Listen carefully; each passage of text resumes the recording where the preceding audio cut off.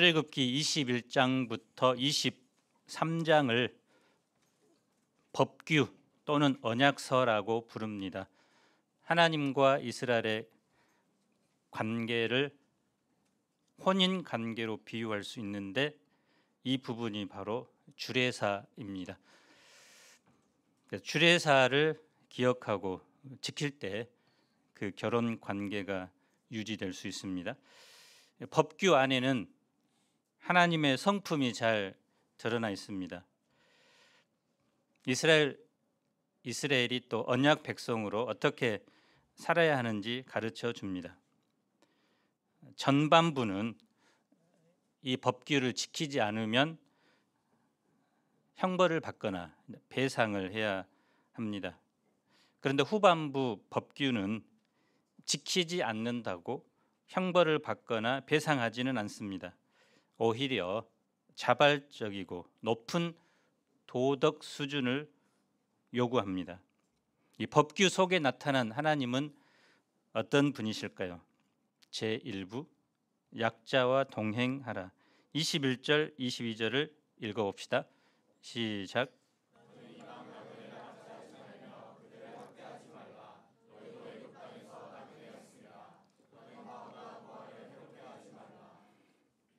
나그네, 과부, 고아는 그 사회의 3대 약자입니다.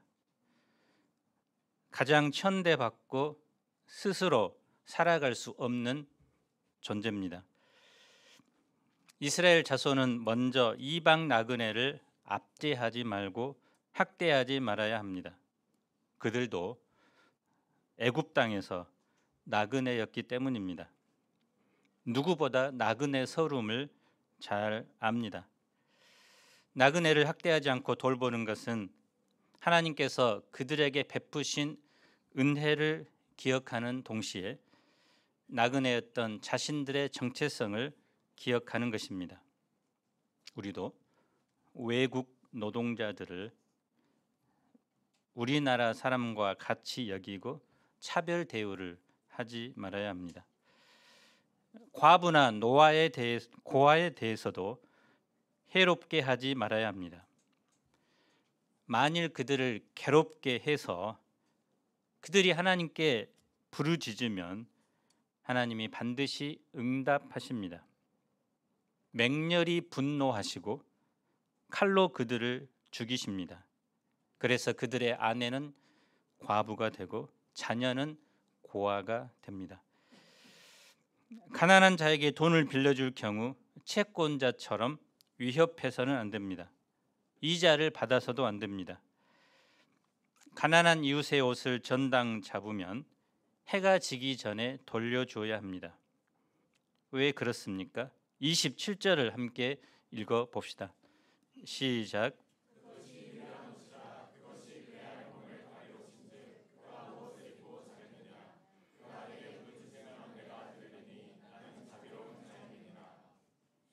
먼저는 그것이 유일한 옷이기 때문입니다. 그 옷은 추운 밤 덥고 잘 이불로 쓰입니다. 그가 추워서 부르짖을 때 하나님께서 들으십니다. 다음으로 하나님은 자비로운 분이기 때문입니다. 하나님은 성경 곳곳에서 가난한 자들을 위한 여러 가지 조치를 하셨습니다. 추수 때에 다 거두지 말고 가난한 자를 위해 남겨둘 것을 말씀하셨습니다. 그래서 룻기에 과부가 된 룻에게 보아스가 일부러 이삭을 남겨두라고 하죠. 안식년에 땅을 쉬게 할 때는 가난한 자들이 그 땅에서 저절로 나오는 곡식들을 거두도록 하십니다. 과일들도 마찬가지입니다. 다 따지 말고 가난한 자들을 위해서 남겨둬야 합니다. 또 3년에 한 번씩은 예루살렘에 가지 않고 그 절기에 쓸 돈을 가난한 자들을 위해서 사용하도록 했습니다. 무엇보다 가난한 자들을 직접적으로 돌보도록 명령하셨습니다. 하나님은 자신을 가리켜 누구라고 말합니까? 나는 자비로운 자다. I am compassionate.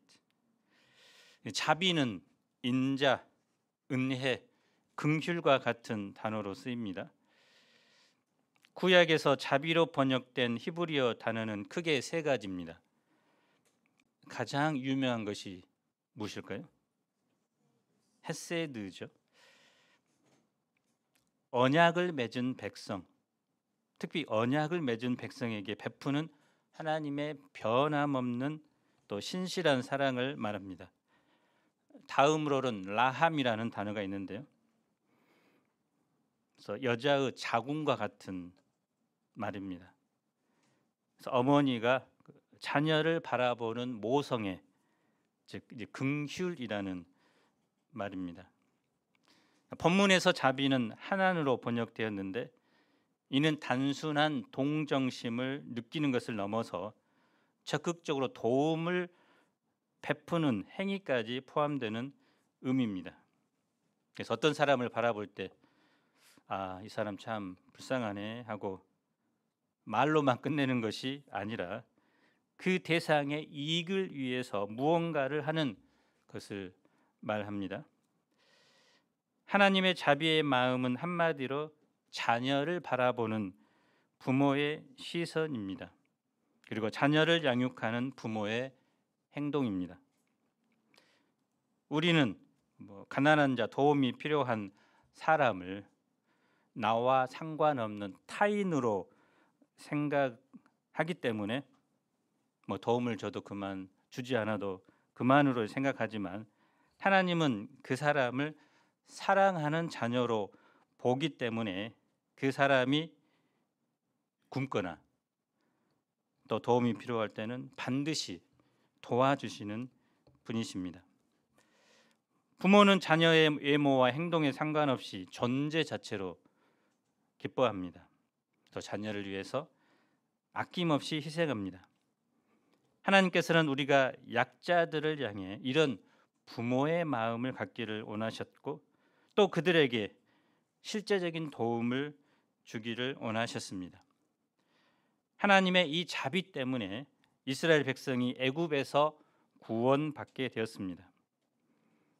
또 하나님의 자비의 절정이 바로 우리를 구원하시기에 예수님을 보낸 행동입니다. 하나님은 당신의 백성들에게 법규를 주시면서 그 법규들이 목적하는 것, 곧 하나님의 마음을 알기를 원하십니다. 법규를 주신 것은 단순히 그것을 지키고 안 지키고의 문제가 아니라 그 법규를 주신 하나님의 마음을 깨닫고 그 마음에 합한 사람들이 되는 것이 목적입니다. 그래서 법규가 말하는 핵심은 바로 하나님은 자비로운 분이다.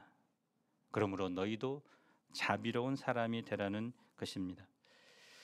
예수님도 누가복음 6장 36절에서 이렇게 말씀하셨습니다. 너희 아버지의 자비로우심 같이 너희도 자비로운 자가 되라. 하나님은 해를 악인과 선인에게 비추시고 또 비를 의로운 자와 불의한 자에게 골고루 내려주십니다. 사회적인 약자들을 압제하고 학대하고 해롭게 하는 것은 이 하나님의 성품을 무시하는 것입니다. 또 하나님의 영광을 가리는 행동입니다. 하나님의 언약 백성은 하나님의 자비를 나타내야 하는 사람들입니다. 하나님의 시선은 가난한 자들과 고아, 과부 등 사회에서 소외된 사람들을 향하고 계십니다. 그래서 하나님을 섬기는 우리의 시선은 어디를 향해야 될까요? 낮은 곳을 향해야 되겠죠.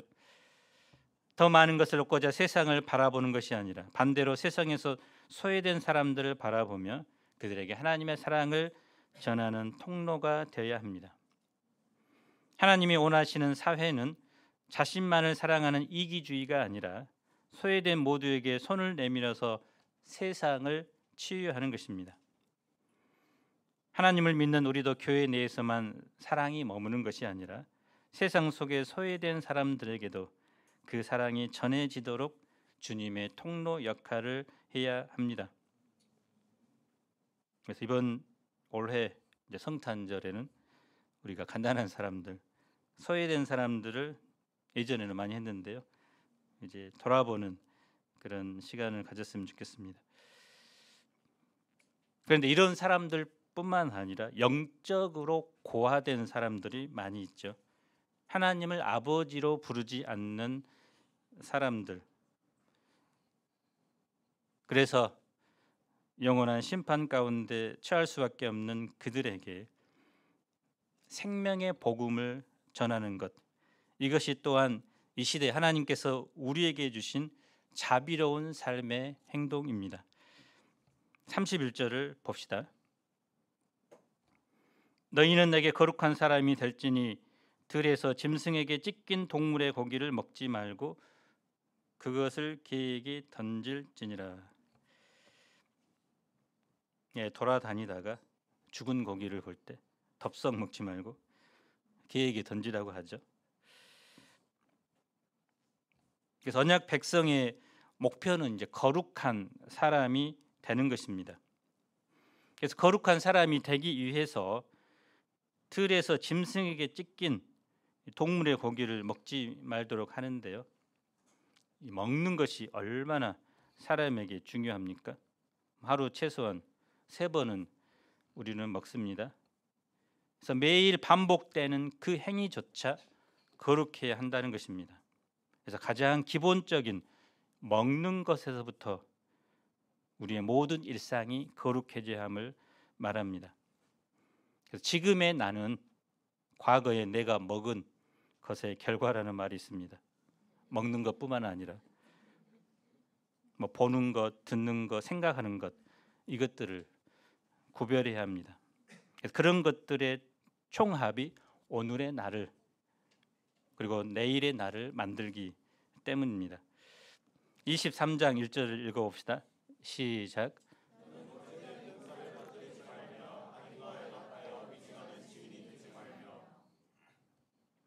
거짓말하지 말라는 거죠. 상대의 명예와 재산에 손해를 끼치기 위하여 유포되는 근거 없고 진실성이 결여된 유언비어, 오늘날 말하면 뭡니까? 가짜 뉴스 같은 것이겠죠. 이런 행위는 물리적으로 폭력을 사용해서 상대방의 신체와 생명에 직접적인 피해를 입히지 않는다 하더라도 상대방의 마음에 깊은 상처를 남기게 됩니다. 거짓 증언은, 거짓말은 한 사회를 지탱하는 신뢰의 토대를 무너뜨립니다. 또 악한 자의 편에 서서 위증해서도 안 되고 다수를 따라서 악을 행해서도 안 됩니다. 모든 법은 공평하게 행해져야 합니다. 그래서 어느 법 철학자는 법은 선이 떠나버린 세계에서 활동하는 선의 대리자라고 했습니다. 돈이 많다고 부자를 두둔해서도 안 되고 또 가난하다고 무시해서도 안 됩니다. 그래서 가난한 사람이든 부한 사람이든 하나님의 법 앞에서 모두가 평등해야 한다는 것입니다. 4, 5절을 봅시다. 온수, 즉 나에게 적대감을 불러일으키는 사람이 어려움에 처한 것을 볼 때 잘됐다, 고소하다, 이렇게 생각하는 것이 우리의 솔직한 마음인데요. 하나님은 그래서는 안 된다고 하면서 그들도 반드시 도와주라고 말합니다. 그래서 사도 바울도 로마서 12장에서 이렇게 권면합니다. 너희를 박해하는 자를 축복하라. 축복하고 저주하지 말라. 아무에게도 악을 악으로 갚지 말고 모든 사람 앞에서 선한 일을 도모하라. 내 원수가 줄이거든 먹이고 목마르거든 마시게 하라. 그리함으로 내가 숯불을 그 머리에 쌓아 놓으리라. 악에게 지지 말고 선으로 악을 이기라. 그래서 사회적인 약자뿐만 아니라 나를 괴롭게 하는 원수들에게도 이런 행동을 하는 것이 바로 언약서에 나온 내용입니다. 제2부 하나님을 추구하라. 14, 15절을 함께 읽어봅시다. 시작.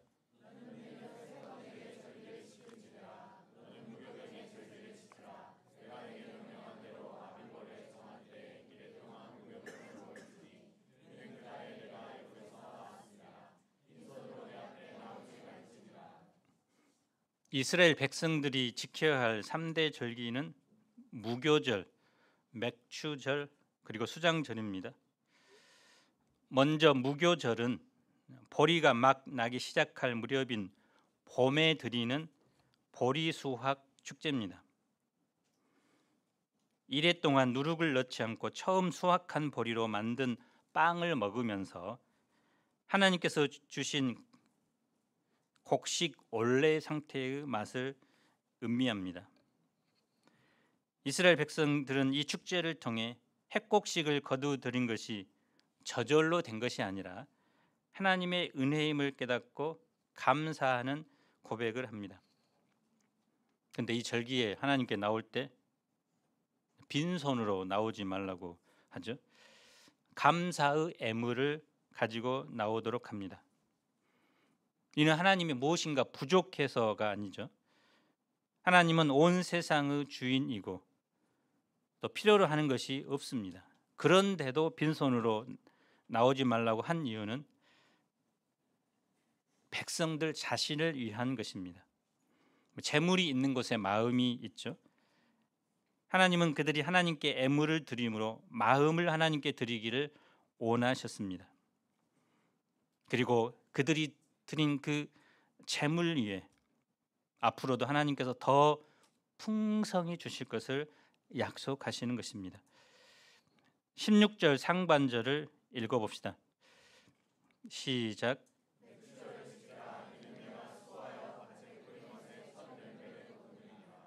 맥추절, 무슨 맥이죠? 한자 의미로는 보리를 추수하는 절기라는 말인데 번역이 약간 문제가 있을 수 있습니다. 이스라엘에서 보리 추수는 우리나라의 3, 4월이고 밀 추수는 5, 6월입니다. 그래서 보리는 6월절 직후에 첫 추수를 합니다. 이것을 이제 초실절이라고 부르죠. 맥추절은 보리 추수가 끝나고 밀을 처음 추수하는 날입니다. 그래서 보리 추수가 끝나고 이제 밀을 추수하는 날이 맥추절입니다. 첫 곡식을 거두고 나서 7주에 오는 절기이기 때문에 또 무슨 일이라고 합니까? 7절, 또 50일째 되는 날이라고 해서 오순절이라고도 하죠. 16절 하반절을 봅시다. 수장절을 지키라. 이는 내가 수고하여 이룬 것을 연말에 밭에서부터 거두어 저장함이니라. 수장절은 말 그대로 곡식을 저장하는 날입니다. 초막절, 또 장막절이라고도 부르죠. 이때는 주로 포도와 올리브 등을 추수하여 감사하는 과일 수확 축제입니다. 그래서 맥추절이 밭곡식의 추수를 감사하는 절기라면 수장절은 밭 과일의 추수를 감사하는 절기입니다. 그래서 그의 마지막 감사 절기로 추수를 마친 후에 풍성한 수확을 허락하신 하나님의 은혜에 감사하는 절기로 지금 우리의 추수 감사절과 비슷한 절기라고 할 수 있습니다. 이 세 가지 절기는 이스라엘 백성의 생활에서 일어나는 일들과 관련이 있습니다. 특히 농사 문화와 관련이 있겠죠. 최초의 수확인 보리를 수확하는 일은 무교절 이후 7주 후에, 또 다른 공부를 수확하는 일은 맥추절과, 그리고 가을에 모든 농작물을 마지막으로 거두어들이는 일은 이 수장절과 관련이 있다고 했죠. 그래서 이스라엘의 연중 이 3대 절기는 이 추수와 관련된 절기입니다. 그런데 이러한 절기들은 하나님께서 이스라엘의 역사 속에서 행하신 일들을 기억하는 사건들과 연결되어 있습니다. 보리 수확을 할 때 출애굽을 기억하면서 무교절과 더불어 무엇을 지켰습니까? 유월절을 지켰죠. 그리고 7주 뒤에 밀 수확을 시작할 때, 이때는 이스라엘 백성들은 시내산에서 율법을 받은 것을 기억하면서 오순절을 지켰죠. 또 신약 시대에는 이 오순절날 성령 강림이 있죠. 가을에는 이스라엘이 광야에서 보호받는 것을 기억하면서 초막절을 함께 지킵니다. 이 3대 절기의 공통점은 한 단어로 무엇이라고 할 수 있을까요? 감사. 감과 사과입니까? 감사. 하나님의 은혜에 감사하는 마음으로 드리는 절기죠. 하나님께 감사 드릴 일이 1년에 3번 있다는 말이 아니고 언제나 감사하는 마음으로 살아야 하지만 이날만큼은 특별한 날로 정하여 하나님의 은혜를 기억하고 감사하는 날로 보냈습니다. 사람은 망각의 존재죠. 특히 은혜는 쉽게 잊어버립니다. 그래서 나라에서도 3.1절, 광복절 같은 날을 국경일로 정해서 매년 그 의미를 기억합니다. 개인도 마찬가지죠. 태어난 날을 기념해서 생일 잔치를 하고, 또 평소에는 남처럼 지내다가 결혼 기념일날 우리 결혼했었지 하면서 이제 특별하게 보냅니다. 우리 모임도 특히 이제 기독교는 성탄절과 이제 부활절을 기념일로 지키는데요. UF에서는 여름 수양회, 여름 캠프를 절기처럼 보냅니다. 또 여름 캠프에서도 어떤 말씀을 꼭 빼지 않고 전합니까? 그런 것 같습니다. 제가 30년 했지만 십자가 말씀은 한 번도 안 빼고 이제 마태, 마가, 누가, 요한, 안 되면 이사야까지 해서 돌아가면서 말씀을 전한 것 같습니다. 그래서 그것을 통해서 내가 죄인인 것, 또 예수님께서 십자가를 통해서 우리를 구원하신 것, 그것을 매년 기억하는 것을 합니다. 이스라엘 자손은 구원받은 신앙 공동체, 또 하나님과 언약을 맺은 언약 공동체입니다. 그래서 우리 결혼 생활이 잘 유지되기 위해서는 부부간의 결혼 요절을 한 번씩 이제 기억하는 것이 좋습니다. 하나님이 광야를 지나서 가나안 땅으로 인도하는 목적은 광야의 결핍에서 벗어나 풍요한 삶을 누리게 하시는 것이 아니라, 만약 그렇게 되면 광야에서는 하나님을 의지하다가 가나안 땅에 들어가면 하나님이 더 이상 필요 없게 될 것입니다. 그들은 약속의 땅 가나안에서 이제 농사를 지은 후에 풍성한 수확을 주신 하나님의 은혜를 기억하고, 또 그 절기를 통해서 하나님께서 자기 자신들에게 베푸신 그 은혜들을 생각하며 감사해야 합니다. 그들은 노예 생활에서 자유인으로 해방시키신 하나님을 기억하며 살아야 합니다. 하나님 자체를 즐거워하고 감사하는 것이 신앙의 최고봉입니다. 그래서 올 가을 수양회 때는 이제 감사 수양회를 하고자 합니다. 뿐만 아니라 절기를 통해서 공동체 의식을 갖게 됩니다. 우리나라도 설이나 추석 명절에 고향 방문을 합니다. 평소에는 만나지 못했던 형제 자매 부모를 만나고 우리가 가족이었지 하면서 그때 이제 실감합니다. 이스라엘 공동체가 모여서 절기를 지킴으로 민족의 동질성, 신앙의 정체성을 지켜나갈 수 있게 됩니다.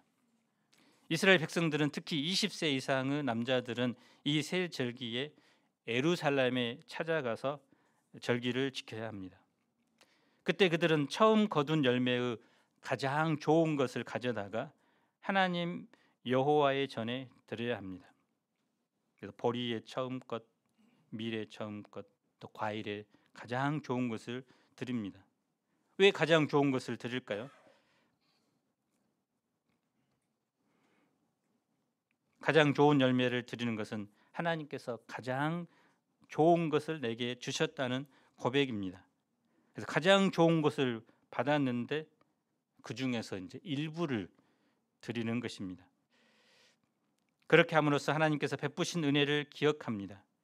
드리지 않으면 받은 은혜를 잊어버리게 됩니다. 자기 수고의 대가로 생각할 수 있습니다. 그래서 우리가 주일날 감사 예물을 드리고 11절을 드리는 것은 하나님께서 내게 모든 것을 주셨는데 그 은혜에 감사해서 그 중에 일부를 드립니다. 이것을 늘 기억하도록 하신 것입니다. 그런데 하나님께 드리지 않을 때 하나님과 관계가 깨지게 됩니다. 관계가 깨지면 하나님이 주시는 복도 깨집니다. 하지만 드릴 때 관계가 계속되고 하나님이 주실 복도 계속됩니다. 그래서 우리가 하나님께 드리는 삶을 사는 것, 하나님과 우리 사이의 선순환의 관계를 이어주는 원동력이 됩니다. 하나님께서는 이스라엘을 어떻게 인도하실까요? 20절, 21절을 읽어봅시다. 시작.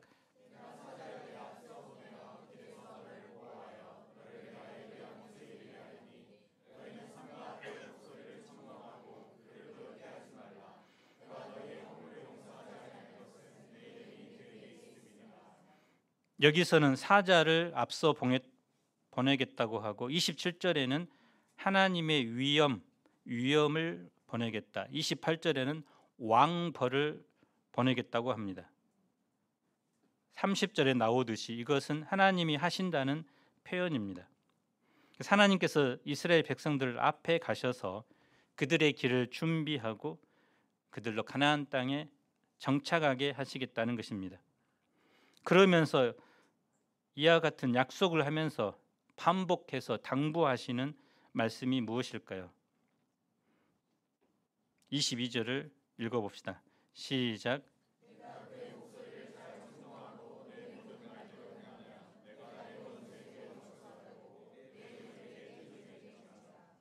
한마디로 하나님의 말씀을 잘 듣고 지키라는 것이죠. 그러면 그들을 대적할 자가 없다고 하십니다. 그래서 오늘 하나님께서 우리에게 요구하시는 것도 딱 한 가지입니다. 하나님의 말씀을 주의 깊게 듣고 그 말씀에 순종하여 사는 것입니다. 이것이 신앙생활의 첫 단추입니다. 이것 하나만 잘 끼우면 나머지는 하나님께서 다 책임져 주십니다. 그 책임져 주시는 구절이 25절, 26절입니다. 내 하나님 여호와를 섬기라. 그리하면 여호와가 너희의 양식과 물에 복을 내리고 너희 중에서 병을 제하리니 내 나라에 낙태하는 자가 없고 임신하지 못하는 자가 없을 것이라. 내가 너의 날수를 채우리라. 그래서 이 땅에서 삶도 복되게 하신다고 약속하십니다. 먹을 양식, 물에 복을 내립니다. 병들지 않게 하고 병 들어도 고쳐줍니다. 낙태하거나 임신하지 못하는 자가 없고 땅에서 장수하게 하십니다. 이런 세상에서 축복을 얻으려고 하나님을 믿는 기복실험은 잘못된 것이지만 하나님의 말씀을 듣고 순종할 때 하나님이 주시는 축복은 귀한 것입니다. 이스라엘 백성들은 하나님의 이 약속을 말씀을 붙들고 이제 가나안 땅에 들어가면 그들의 신들을 경배하지 말고 그들의 행위를 본받지 말아야 합니다. 그리고 가나안 땅에 있는 모든 우상을 다 없애버려야 합니다. 그들의 가치관, 생각, 살아가는 모습을 본받지 말고 오직 하나님 한 분만을 섬겨야 합니다. 그래서 우리도 여름 캠프 때 은혜 받은 이후, 구원 받은 이후에 이전에 가졌던 죄의 습관들을 철저하게 버리고 말씀에 근거한 새로운 삶을 정립해야 합니다. 그런데 하나님은 이제 가나안에 사는 이방 족속을 한꺼번에 쫓아내지 않고 조금씩 쫓아내십니다. 유예 기간을 두십니다. 그것은 그 땅이 황폐하게 되는 것을 막는 조치입니다. 이스라엘 자손을 향한 하나님의 배려는 이처럼 섬세합니다. 때로 이제 우리는 하나님이 우리 삶 가운데 일하시는 것이 더디다 이렇게 느낄 수도 있습니다. 단번에 해결해 주시지 않아서 답답합니다. 그러나 분명한 것은 하나님은 우리 인생에 가장 적합한 때, 적합한 방법을 아시는 섬세한 분이라는 것입니다. 뜸 들이는 데는 이유가 있습니다. 그리고 그 이유는 바로 우리의 유익을 위해서입니다. 그래서 하나님의 타이밍을 믿고 또 그 타이밍이 가장 정확한 것을 믿고 우리는 그 하나님을 신뢰해야 합니다. 지금까지 살펴본 법규들을 볼 때 하나님께서는 장차 이스라엘 백성들이 어떤 사람들이 되고 또 어떤 공동체를 이루기 원하시는지 알 수 있습니다. 하나님은 이스라엘 백성이 연약하고 도움이 필요한 자들에게 자비와 긍휼을 베푸는 사람들이 되기를 원하십니다. 무엇보다 하나님께서 그들에게 행하신 일을 기억하고 감사하는 공동체가 되기를 원하십니다. 우리가 자비로우신 하나님을 섬기는 백성으로서 우리 삶의 현장에서 이 하나님의 자비를 구체적으로 실천하는 삶을 살아갈 수 있기를 기도합니다. 27절을 같이 읽겠습니다. 시작.